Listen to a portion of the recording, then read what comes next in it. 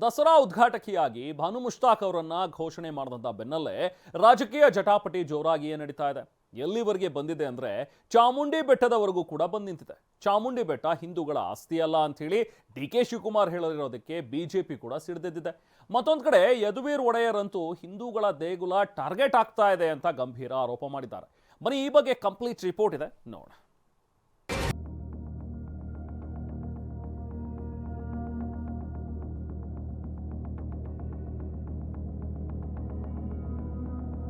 ಚಾಮುಂಡಿ ಬೆಟ್ಟ ಸರ್ಕಾರದ ಆಸ್ತಿ, ಹಿಂದೂಗಳದ್ದು ಅಲ್ಲ ಎಂದ ಡಿಕೆ.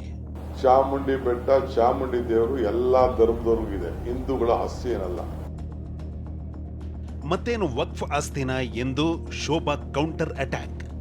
ಮತ್ತೆ ಯಾರ ಆಸ್ತಿಯಪ್ಪ? ವಕ್ಫ್ ಆಸ್ತಿ ಅಂತ ನೀವು ಘೋಷಣೆ ಮಾಡಕ್ಕೆ ಹೊರಟಿದ್ದೀರಾ? ಹಿಂದೂ ದೇಗುಲ ಟಾರ್ಗೆಟ್ ಸಂಸದ ಯದುವೀರ್ ಆರೋಪ. ಬರೀ ಹಿಂದೂ ದೇವಸ್ಥಾನ ದೇವಾಲಯಗಳನ್ನು ಗುರಿ ಇಟ್ಕೊಂಡು ಇದು ಸರ್ಕಾರದ ನಿಯಂತ್ರಣಕ್ಕೆ ತಗೊಳ್ತಾ ಇರೋದು.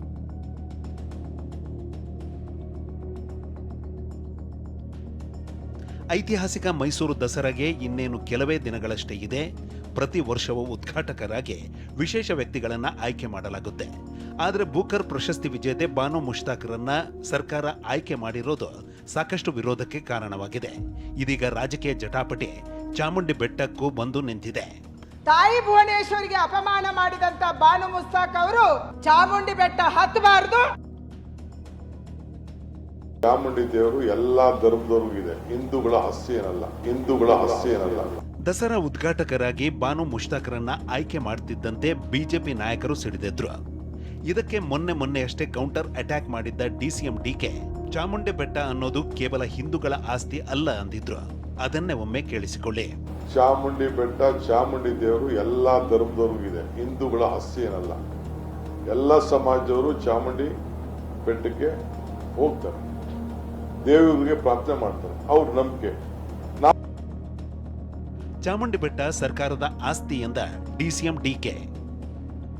ಚಾಮುಂಡಿ ಬೆಟ್ಟದ ವಿಚಾರದಲ್ಲಿ ಇದೀಗ ಒಂದು ಹೆಜ್ಜೆ ಮುಂದಿಟ್ಟು ಹೇಳಿಕೆ ಕೊಟ್ಟಿರುವ ಡಿಸಿಎಂ ಡಿಕೆ ಚಾಮುಂಡಿ ಬೆಟ್ಟ ಸರ್ಕಾರದ ಆಸ್ತಿಯಾಗಿದೆ, ಕೇವಲ ಹಿಂದೂಗಳು ಮಾತ್ರ ಬರಬೇಕು ಅಂತೇನಿಲ್ಲ ಅಂತ ಆಕ್ರೋಶ ಹೊರಹಾಕಿದ್ದಾರೆ.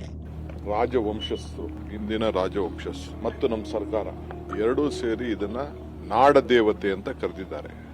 ನಾವು ಕೂಡ ನಮ್ಮ ನಾಡ ದೇವತೆ ಅಂತ ನಾವು ಕರೆದಿದ್ದೀವಿ. ಇದು ಸರ್ಕಾರದ ಆಸ್ತಿ, ಈಗ ಸರ್ಕಾರದ ಆಸ್ತಿ. ಚಾಮುಂಡಿ ಬೆಟ್ಟ ಕೇವಲ ಹಿಂದೂ ಆಸ್ತಿ ಅಲ್ಲ ಅಂದಿರುವ ಡಿಸಿಎಂ ಡಿಕೆ ವಿರುದ್ಧ ಬೆಂಕಿ ಉಗುಳಿದ ಕೇಂದ್ರ ಸಚಿವೆ ಶೋಭಾ ಕರಂದ್ಲಾಜೆ ಅದೇನೋ ವಕ್ಫ್ ಆಸ್ತಿನ ಅಂದ್ರು. ಎಲ್ಲೂ ಕೂಡ ಹಿಂದೂ ಧರ್ಮದಲ್ಲಿ ಇಲ್ಲ ರಾಜವಂಶಸ್ಥರಾಗಲಿ ಮೊದಲಿಂದ ಕೂಡ ಇದು ಬರೀ ಹಿಂದೂಗಳು ಮಾತ್ರ ಈ ದೇವಸ್ಥಾನಕ್ಕೆ ಬರಬೇಕು ಅಂತ ಇಲ್ಲ. ಹಿಂದೂ ನಮ್ಮ ಚಾಮುಂಡೇಶ್ವರಿ ಎಲ್ಲ ಧರ್ಮದವ್ರಿಗೂ ಕೂಡ ಆಶೀರ್ವಾದ ಮಾಡಲಿಕ್ಕೆ ಇರೋಂಥ ಒಂದು ದೇವಿ. ನಾವು ಏನಾದ್ರು ಬರೀ ಹಿಂದೂಗಳು ಮಾತ್ರ ಬರಬೇಕು, ಬೇರೆಯವ್ರು ಏನಾದ್ರು ಬರಬಾರ್ದು ಅಂತ ಹೇಳ್ತಾ ಇದೀವ?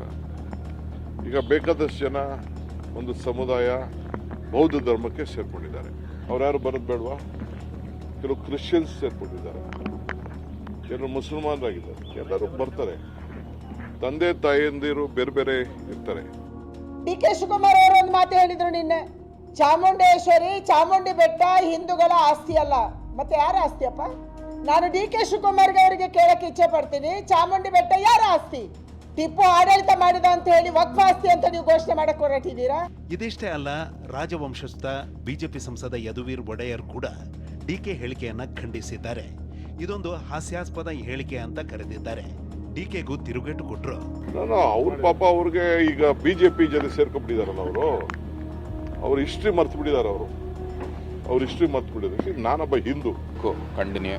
ಇವರು ತಮ್ಮ ಭಾರತೀಯ ಒಂದು ಧರ್ಮದ ಒಂದು ಭೌತ್ವದ ಏನು ತತ್ವ ಇದೆ ಅದನ್ನ ದುರ್ಬಳಕೆ ಮಾಡಿಕೊಂಡು ಇದು ಯಾವುದೇ ಒಂದು ಧರ್ಮಕ್ಕೆ ಸೇರಿರಲ್ಲ. ಅವ್ರ ಪಾಪ ಅವ್ರಿಗೆ ಈಗ ಬಿಜೆಪಿ ಜೊತೆ ಸೇರ್ಕೊಂಡ್ಬಿಟ್ಟಿದಾರಲ್ಲ, ಅವ್ರ ಹಿಸ್ಟ್ರಿ ಮರ್ತು ಬಿಟ್ಟಿದ್ದಾರೆ. ಅವ್ರ ಹಿಸ್ಟ್ರಿ ಮರ್ತು ಬಿಟ್ಟಿದ್ದಾರೆ. ನಾನೊಬ್ಬ ಹಿಂದೂ, ನಾನು ಚಾಮುಂಡೇಶ್ವರಿ ಆ ತಾಯಿ ಬಗ್ಗೆ ಅಪಾರವಾದಂಥ ವಿಶ್ವಾಸ ಇಟ್ಟು ಆ ತಾಯಿಗೆ ಹೋಗಿ 2,000 ರೂಪಾಯಿ ದುಡ್ಡಿಟ್ಬಿಟ್ಟು ನಾನು ಸಿದ್ದರಾಮಯ್ಯನವರು ಪ್ರಾರ್ಥನೆ ಮಾಡಿಕೊಂಡು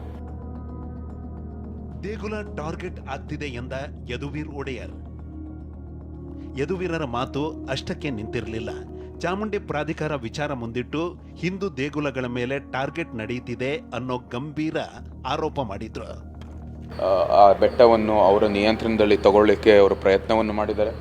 ಜೊತೆಗೆ ಇಲ್ಲಿ ಒಂದು ಚಾಮುಂಡಿ ಬೆಟ್ಟ ಒಂದೇ ಅಲ್ಲ, ಅಲ್ಲಿ ಆಂಜನೇಯ ದೇವಸ್ಥಾನ ಬೆಂಗಳೂರಲ್ಲಿರೋದು ಕೂಡ ಒಂದು ಸರ್ಕಾರದ ನಿಯಂತ್ರಣಕ್ಕೆ ತಗೊಂಡಿದ್ದಾರೆ. ಬರೀ ಹಿಂದೂ ದೇವಸ್ಥಾನ ದೇವಾಲಯಗಳನ್ನು ಗುರಿ ಇಟ್ಕೊಂಡು ಇದು ಸರ್ಕಾರದ ನಿಯಂತ್ರಣಕ್ಕೆ ತಗೊಳ್ತಾ ಇರೋದು. ಹೆಂಗ್ರಿ ಹಿಂದೂ ಮೇಲೆ ದಾಳಿ ಮಾಡಕ್ಕಾಯ್ತೈತೆ? ನಾವು ಆಚರಣೆ ಮಾಡೋಷ್ಟು ಹಿಂದುತ್ವ ನಾವು ಆಚರಣೆ ಮಾಡುವಂಥ ದೇವರು ಅವ್ರೇನು ಮಾಡ್ತಾರೆ? ನಾವು ಅವ್ರಿಗಿಂತ ಜಾಸ್ತಿ ಮಾಡ್ತೀವಿ. ಇನ್ನು ಚಾಮುಂಡಿ ಬೆಟ್ಟವನ್ನ ಮುಷ್ತಾಕ್ ಹತ್ತಬಾರದು ಅಂತ ಶೋಭಾ ಕರಂದ್ಲಾಜೆ ಒತ್ತಾಯಿಸಿದ್ರು. ಇದಕ್ಕೆ ಕಿಡಿಕಾರಿದ DCM DK ಅದು ಹೇಗೆ ಸಾಧ್ಯ ಅಂದ್ರು.